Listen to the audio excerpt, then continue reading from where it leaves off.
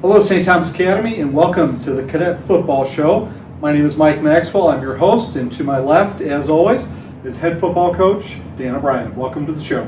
Thanks. Good to do another episode, Mike. Yeah, we're back for another season and another week of Cadet football. So, congratulations on a nice opening win over South St. Paul.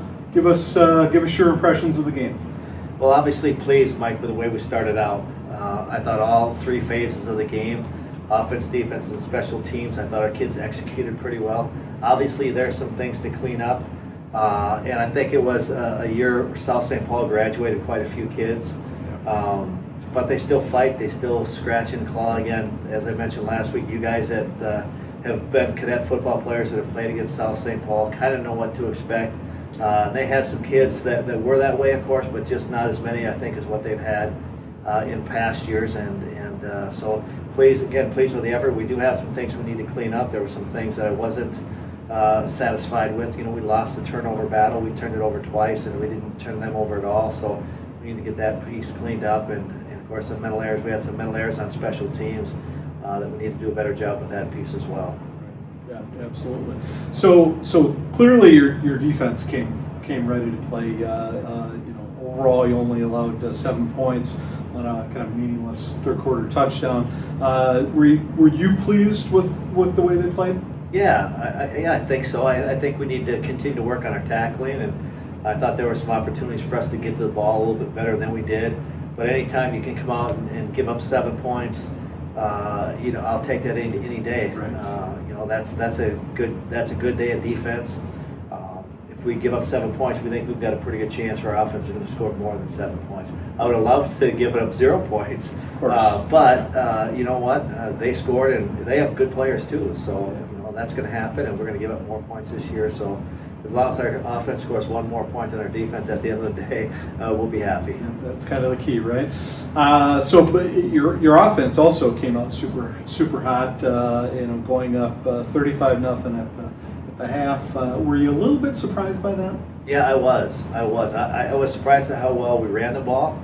We ran it well. I think Love only had 3 carries, and he averaged 20 yards a carry, and we would like to get him more carries, and I think we'll do that this week. And Savion, I think he had 10 or 11 for 120 or 130 yards. So pleased with that. We had another backup running back that had 60 yards in addition to Love's 60 yards. So we rushed for over 200 yards a game. And when we do that, we usually have a pretty good outcome.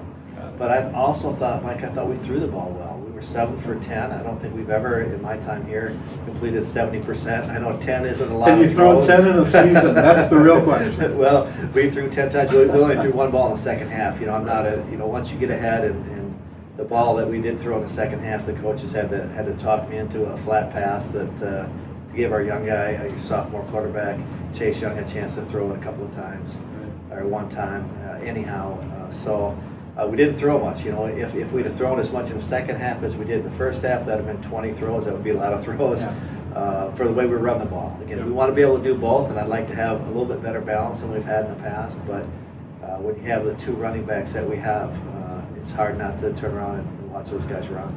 Right. Well, and it seemed like I rewatched the broadcast today, and it seemed like every time Savion touched the ball, it was a 20 or 25 yard run. So it chews up a lot of ground in the process. Tell me, did you get everybody in the game that was able to play? Okay. We did. I think we had 98 guys that got in the game. So that was fun. Every single one of our sophomores got to play. We had a couple of kids that were injured that didn't get in. But especially, I was most happy for the offensive linemen. We've got a nice crew of offensive linemen, and those guys had a good day, and we were able to get all those guys in the game. So it's fun when everybody can get in. We had a great crowd. The stands were full.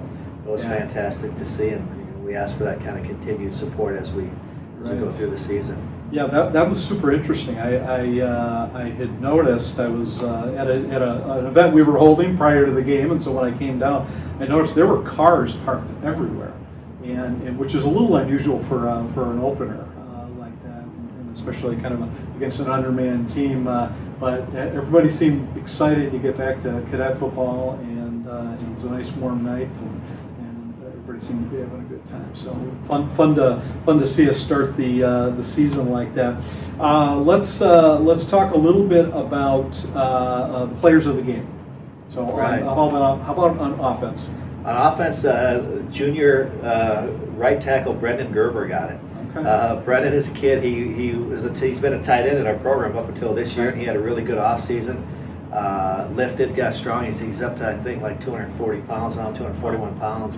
So we moved him from tight end into tackle, and he started his first game and had a fabulous game. He graded out the highest of all our offensive linemen. So Brendan is our player of the week this week for offense. Nice. Don't see a lineman getting that. No, not very too often. So Not very often. that's awesome. How about on defense? Defense was Johnny Miller. Yeah. And if you're familiar with Cadet football last year or two, Johnny Miller started for us as a corner last year. We moved him from corner up to outside linebacker. He again had a great off season. He put on about 15 pounds, and he was all over the field on Friday night. He had, again, just played the first half, and he, I think on the tackle chart, he had, I think, 5 solo tackles and a couple of assists and a tackle for a loss and a sack. So he had a great game for us, and in a new position, that's hard to do your first time out.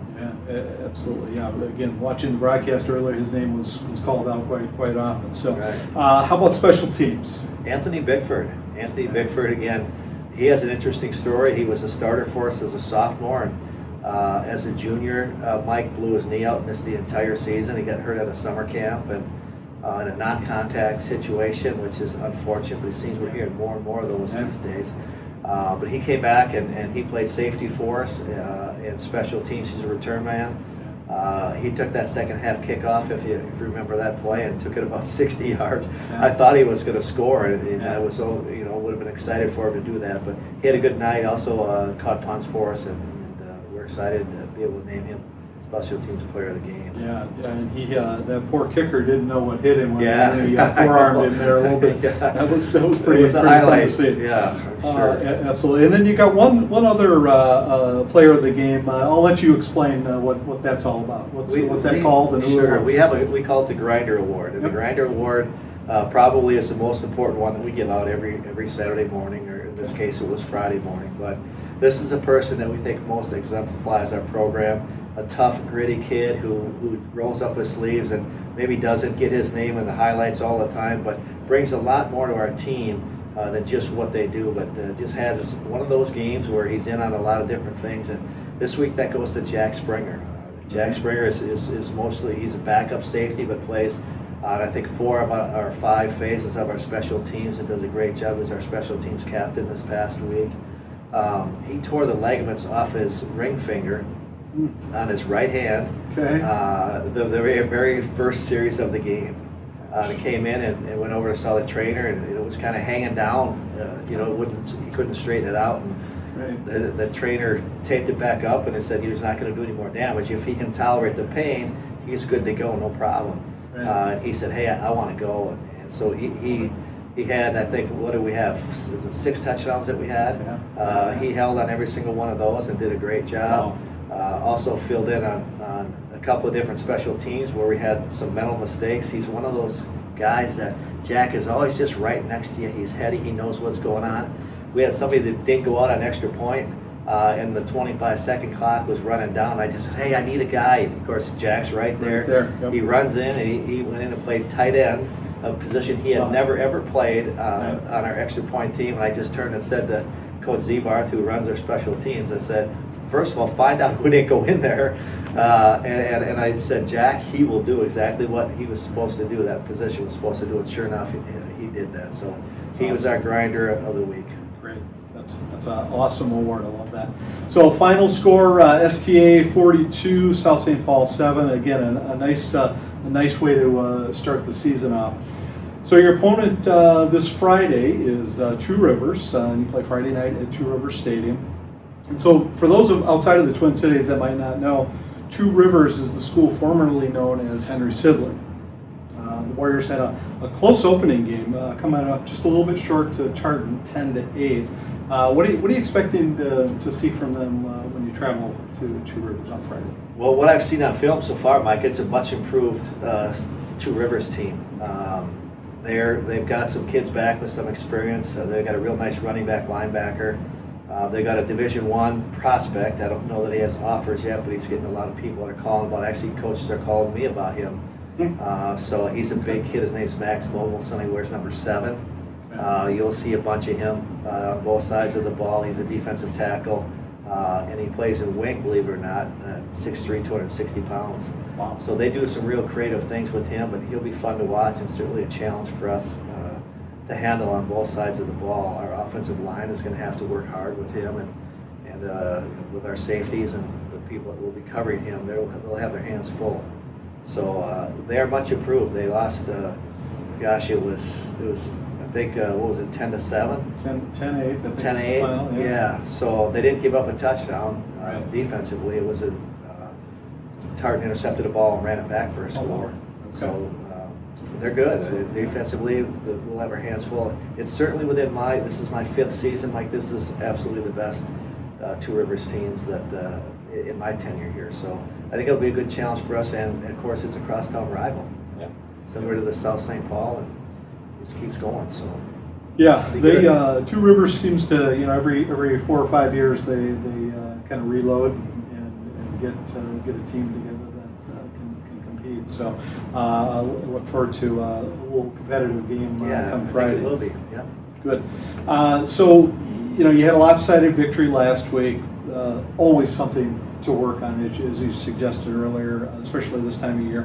What are the 1 or 2 things that you're trying to work on to get ready for Two Rivers? Well, ball security will be number 1. We need to win the turnover battle every week. When you turn the ball over, we turned it over twice, and again didn't get any back from them. The teams down the road, when you start getting into playoffs, the higher level teams, the excellent teams, they're going to turn those into points, and you can't afford to give up points on special teams. And I tell the kids that the ball is worth 16 points. And sometimes it's hard to figure out how to get to 16, but it's 8 points that we didn't get and 8 points that they could get. So that's a 16-point swing if things were to go bad for you and you didn't get yours and they got theirs. So that will be number 1. We'll work on ball security and continue to harp on that this week. The other thing that probably was disappointing for me was some of the mental mistakes on the boundary, which some of that you expect in the first game, but kids not going out on special teams, or we were short at an offensive lineman or defensive lineman, or that kind of thing. Just making sure kids are getting on the field when they're supposed to be on the field, that the kids are locked in. If it's 3rd down and they're on the punt team or the punt return team, whichever might be going out, that they're engaged in the game and they know, hey, it's 3rd down, and somebody says punt team's hot, you better be ready to go if we have to punt. So those would be the things that we need to continue to work on. Okay, good. We'll look for those changes this week. And then what are you hoping to see from our boys as they take the field on Friday? Well, just to show some improvement. I want to continue to show to run the ball well, and I want to throw it a little bit more, and I think we will have to throw it a little bit more this week. Okay. So to see us continue to do that, I thought that up front, our pass protection was really good last week. I think we might see a little bit more activity on defense, certainly with the big Mogelson kid in the middle, and they have another defensive lineman that will be better than what South St. Paul had up front. So pass protection and being able to run the ball, and on defense, we've got to stop them again. And that comes down to just grit, hustle, and tackle. We can work on those things, get a little bit better each week. We'll feel like we can be competitive. I'm sure you'll have them ready to go. We'll try.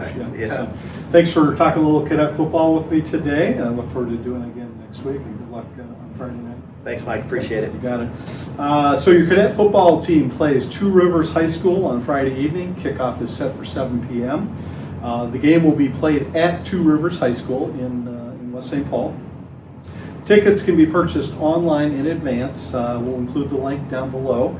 And they will have ticket sales available at the gate using a credit or debit card. If you're unable to attend the game but want to watch it, visit cadetbroadcast.com, and we'll have a link to the broadcast, which is being supplied by Town Square TV.